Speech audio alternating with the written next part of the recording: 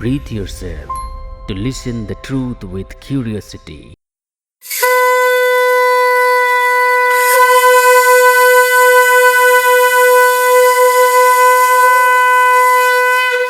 রথযাত্রা বলতে সবার আগে যেটা চোখে ভেসে ওঠে সেটা পুরীর জগন্নাথ দেবের সেই বিশাল কাঠের রথ, সমুদ্রের হাওয়া আর লাখো লাখো ভক্তের ভিড়। কিন্তু বস, আপনাকে আজ এক এমন রথযাত্রার কথা বলবো যেখানে নেই জগন্নাথ, বলরামও নেই, এমনকি বোন সুভদ্রাও নেই, অথচ রথের দড়িতে টান দেওয়ার জন্য পাগলের মতো মানুষের ভিড়। হ্যাঁ, আজ আমরা চলে এসেছি বীরভূমের তান্ত্রিক পুণ্যভূমি তারাপীঠ মহাশ্মশানে, যেখানে আর 5টা জায়গার নিয়ম এক লহমায় ওলটপালট হয়ে যায়। এখানে রথে চেপে পুরো চণ্ডীপুর গ্রাম ঘোরেন স্বয়ং মহাশক্তি মা তারা। কিন্তু কেন এই ব্যতিক্রম? আজকে সফরে আমরা জানব তারাপীঠের এই অনন্য রথযাত্রার সমস্ত অজানা ইতিহাস আর কিছু মজাদার তথ্য।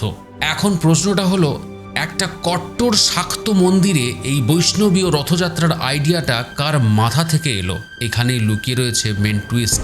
আজ থেকে প্রায় 250 বছর আগে, আনুমানিক 1780 সালে নাটোরের রানী ভবানীর দত্তক পুত্র রাজা রামকৃষ্ণের হাত ধরে এই রথযাত্রার সূচনা হয়। রাজা রামকৃষ্ণ ছিলেন নিজে মা তারার এক পরম সাধক, কিন্তু তার মনের এক কোণে ছিল বৈষ্ণবীয় ভক্তিভাব। তিনি বিশ্বাস করতেন মা তারা আর স্বয়ং শ্রীকৃষ্ণ আসলে একই মহাশক্তির দুটি আলাদা রূপ। আর এই অনন্য ভাবনা থেকেই তিনি তারাপীঠে মা তারার রথযাত্রার চল শুরু করেন। পরবর্তীতে মহাযোগী সাধক বামাখ্যাপার সময়ে এই উৎসব এক চরম উন্মাদনার রূপ নেয়।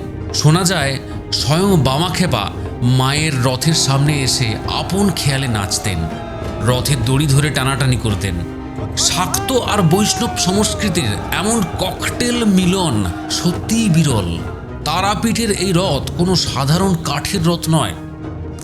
একদম শুরুতে অবশ্য কলকাতার এক ভক্ত আশালতা সাধুখা মায়ের জন্য একটা কাঠের রথ তৈরি করে দিয়েছিলেন, কিন্তু কাঠের রথ কতদিনই বা টেকে।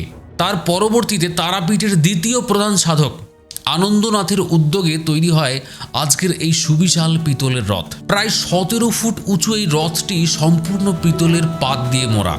এর গায়ে খোদাই করা দেবীর মূর্তিগুলো দেখলে চোখ জুড়িয়ে যায়।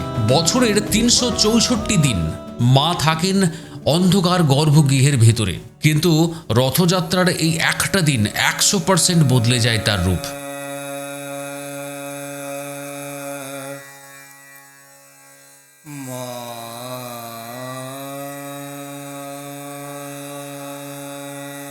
এদিন দেবীকে সাজানো হয় রাজরাজেশ্বরী রূপে, কাভর্তি সোনার গয়না আর রাজকীয় মুকুট।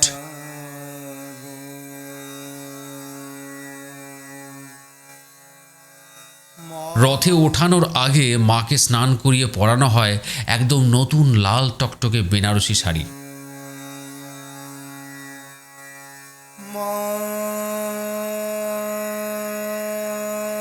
মায়ের উগ্র তান্ত্রিক রূপ ঢেকে দিয়ে তাকে সাজানো হয় এক শান্ত দয়াময়ী রানীর বেশে।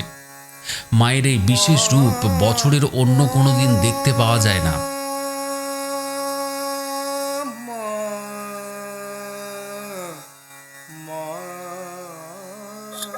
জয় মা তারা। বলছি মা তারাকে মা তারা রূপেই পুজো হয় আজকে।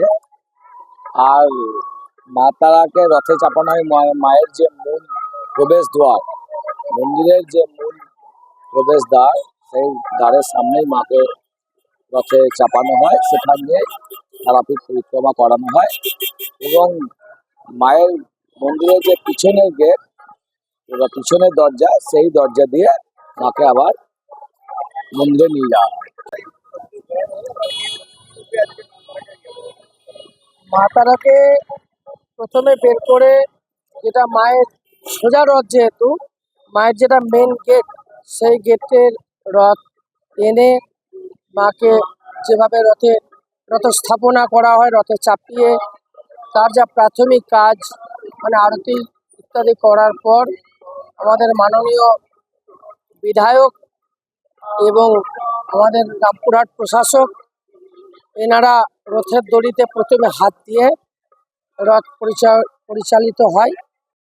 এবার আসা যাক সব থেকে মজাদার তথ্যে। পুরীর রথযাত্রায় যেখানে 56 ভোগ দেওয়া হয়, এখানে তারাপীঠের মা তারার রথের প্রধান আকর্ষণ হলো গরম গরম মুচমুচে জিলিপি। রথ যখন এগোতে থাকে, ভক্তরা একে অপরের দিকে মায়ের প্রসাদী জিলিপি ছুঁড়ে দেন, আর সেটা লুফে নেওয়ার জন্য তৈরি হয় এক দারুণ উন্মাদনা। তবে এই বিপুল আনন্দের মাঝে ভক্তদের কিছুটা দুর্ভোগের মুখোমুখিও হতে হয়। এই বর্তমান সরকারের আগের সরকার, তার আমলে তারাপীঠ উন্নয়ন পর্ষদ গঠন বা এই উৎসবকে হেরিটেজ ঘোষণা করার মতো ভালো উদ্যোগ নেওয়া হলেও কিছু পরিকাঠামোগত গাফিলতি রয়ে গেছে। যেহেতু এইটা আষাঢ় মাসে অনুষ্ঠিত হয়, তাই সামান্য বৃষ্টিতেই ড্রেনেজ বা নিকাশি সমস্যার কারণে রাস্তায় জল কাদা জমে যায়। সাথে লাখো মানুষের ভিড়ে সংকীর্ণ রাস্তা, পার্কিংয়ের অবস্থার কারণে তীব্র যানজটের সৃষ্টি হয়, যা উৎসবের আনন্দকে কিছুটা ম্লান করে দেয়। প্রশাসন যদি এই ছোটোখাটো খামতিগুলোর দিকে একটু নজর দেয়, তাহলে ভক্তদের অভিজ্ঞতা আরও সুন্দর হতে পারত। তবে পরিকাঠামোর এই সাময়িক খামতি বা কাদা জল কিন্তু মা তারার প্রতি মানুষের টানকে বিন্দুমাত্র কমাতে পারে না। সব বাধা উপেক্ষা করে ভক্তরা ছোটেন তাদের আরাধ্যা জননীর কাছে, কারণ তারা জানেন মা নিজেই বছরের একবার গর্ভগৃহ থেকে বের হয়ে আসেন সন্তানদের সুখ দুঃখ খোঁজ নিতে।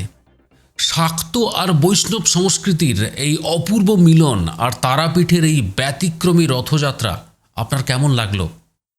কমেন্ট করে আমাদের অবশ্যই জানান। আর ভিডিওটা ভালো লাগলে শেয়ার করতে ভুলবেন না। জয় তারা।